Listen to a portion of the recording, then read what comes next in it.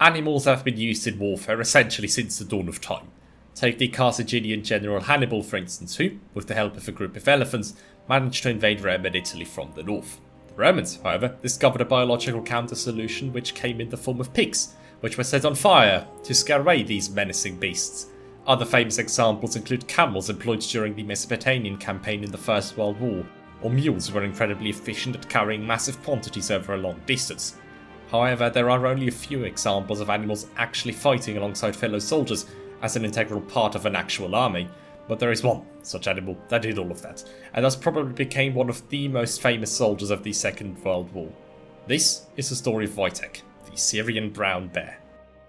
In 1941, shortly after the German invasion of the Soviet Union, Britain successfully urged both the Provisional Government of Poland and the USSR to re-enter diplomatic negotiations. This resulted in the release of tens of thousands of Polish soldiers and General Władysław Anders himself. Mr. Anders was quickly granted the honour of assembling and creating a new Polish army to assist the Soviet war effort. This turned out to be a lot harder than initially thought because the Soviets had executed 22,000 Polish officers 1 year prior in the event that would subsequently be known as the Katyn Massacre. What's more is that the USSR failed to properly supply this new army, and so they were evacuated to Persia, where they met Wojtek in April 1942.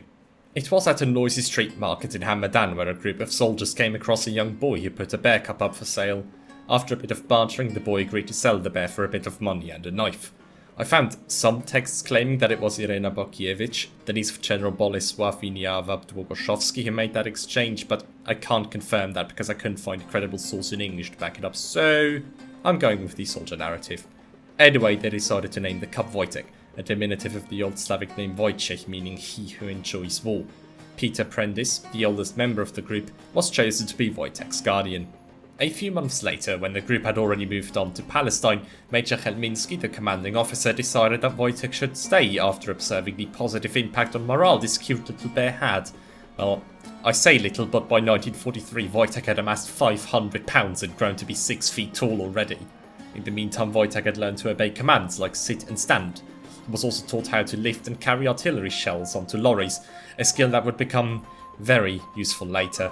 The soldiers shared their tent with Wojtek, rode with him on their lorries, erected a makeshift canopy to protect him from the blistering sun, drank a few pints of beer with him, and even wrestled with their new favourite pet. Some trouble did emerge, however. Before moving on to Egypt, Wojtek got attacked by another Polish mascot bear. Michał had been a gift by the Persian Shah to a Polish rifle regiment. Wojtek nearly got himself killed in that fight, and as a result Michał was gifted to the zoo in Tel Aviv. In December 1943, Wojtek arrived at the port in Alexandria, where he was supposed to embark on a journey to Italy. But there was a problem. The British officers refused to accept a live animal on board. Understandably, the Polish soldiers didn't want to simply leave Wojtek behind and came up with the simple idea of, formally admitting him to the army, with a number, an identity card, and a dog tag. And so, his journey could continue. Wojtek served for 2 whole years in Italy, from the initial landing in Bari right up to Bologna. According to accounts of some soldiers, he was especially fond of the beautiful Italian beaches, where he would regularly go for a swim and terrify the local sunbathers. The height of Wojtek's soldier career came in 1944, at Monte Cassino, where his company was stationed. Contrary to legend, he was never present at the actual battle on the mountain itself, but rather in its surrounding area. The bear quickly used his ammo-carrying skills to transport shells to soldiers who needed them. Funnily enough, he wasn't ordered to do any of this, but rather did the work whenever he wanted to and only for as long as he pleased. This truly confirmed his role as a proper soldier, and even led to him becoming the official badge of the 22nd Transport Company. In the summer of 1946, Wojtek left Italy for Britain. There he was stationed at Winfield Camp near the Scottish border. Life was very challenging because British post-war food rations were nowhere near enough to feed a fully grown brown bear. Shortly after, when his unit was disbanded, the question of what was to be done with Wojtek arose. Initially, it was proposed that he be given to the Warsaw Zoo, but considering that there wasn't too much left of that city, they decided against that. Eventually, he was presented to the Edinburgh Zoo, where he quickly arose to become one of the main attractions. The Zoo of Gdańsk heard of his popularity and attempted to purchase Wojtek, but it was suspected that he would simply be misused there for the purpose of propaganda and mythologization, and so Edinburgh decided to keep him. His former comrades visited him on a regular basis until he sadly died in 1963. After his death, a statue was erected in the Princes Street Gardens in Edinburgh, financed by Polish war veterans. A second statue was put up in London in the Sikorsky Museum. In 2014, Poland finally got its first Wojtek statue. You can find it in Jordan Park in Krakow, where Wojtek stands among less adorable famous Poles such as John Paul II, Nicolaus Copernicus or Ignacy Jan Paderewski. Wojtek is also remembered in the many films and books that were released in the past decades. His popularity and admiration can probably best be explained by how heartwarming and smile-inducing the story is. It stands as one of the very few positive events of Poland's otherwise very depressing and tragic story during the Second World War.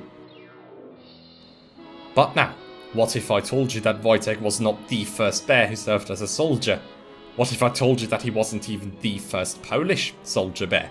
We will now take a look at the story of Baszka Murmańska, the polar bear. As a side note, most of the information we have on her stem from the accounts of a Polish soldier called Eugeniusz Małaszewski, who published his story in the Halerczyk newspaper, published by the Association of Halerians, a group of war veterans dedicated to establishing a national ideology, among other things. It should be clear that the text contains certain nationalistic elements and may not exactly be accurate, as will become evident really soon.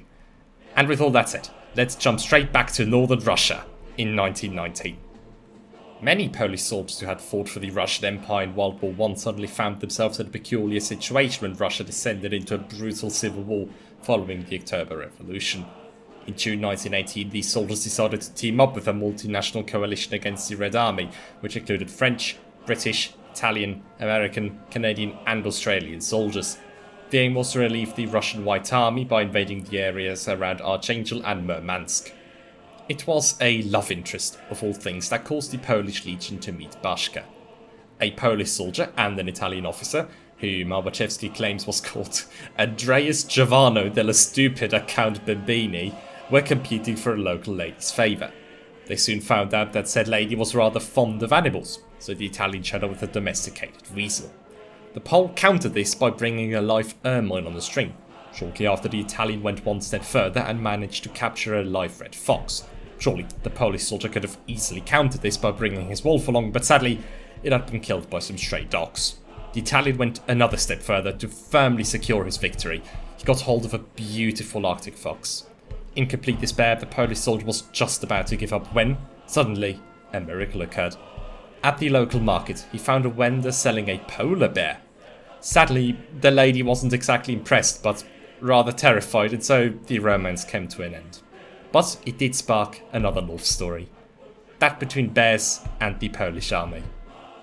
A corporal named Smorgonski was chosen to be Baszka's caretaker. He trained her to march in the rhythm of the ceremonial march and taught her other cool tricks, such as walking on both her hind legs. Eventually, Baszka was tamed so well that she and the corporal slept in the same bed.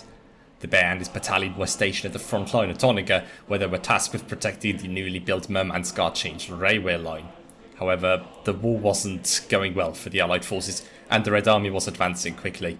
Furthermore, Britain's involvement proved to be extremely unpopular back home and was never seen as a priority by the British Prime Minister, David Lloyd George.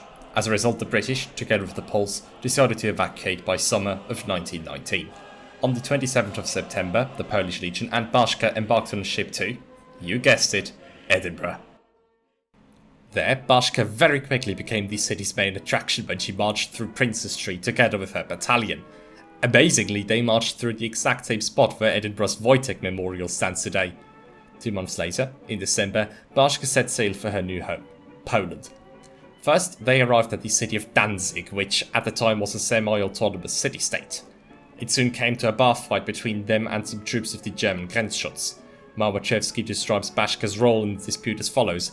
Baszka presented her bravery, fighting hand in hand with her brothers in arms, and it was her who swayed the pendulum of victory to their side. It was unheard of how intelligent this beast was, hating the Fritzes from the very start. After the recovery on the next day, the bear and her squad travelled to the capital of the Second Republic of Poland, Warsaw.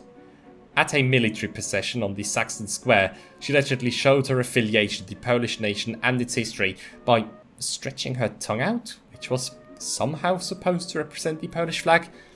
I have no flipping idea how the author came to that conclusion, but fair enough. In the following months, she was stationed at Modlin Fortress just outside the city, where she enjoyed a comfortable life. But not for long. You see, polar bears with their thick fur and their black skin are not exactly suited for the Central European climate, especially not in summer. As a result, the soldiers had to take Bashka to the nearby Vistula river where she could take a swim and cool down. One day, however, she went a wall and swam downstream. She eventually arrived at the small riverside village. The villagers were mortified over the sight of this unknown creature and killed her in sheer panic.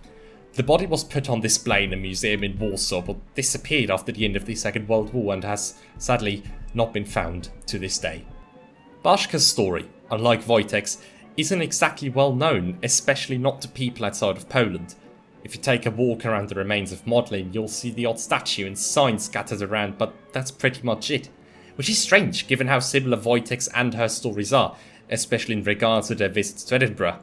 I sincerely hope that new photos will be discovered and further research will be conducted because of Scotland's relationship with Bashka. It's just too good a story to let it be completely forgotten.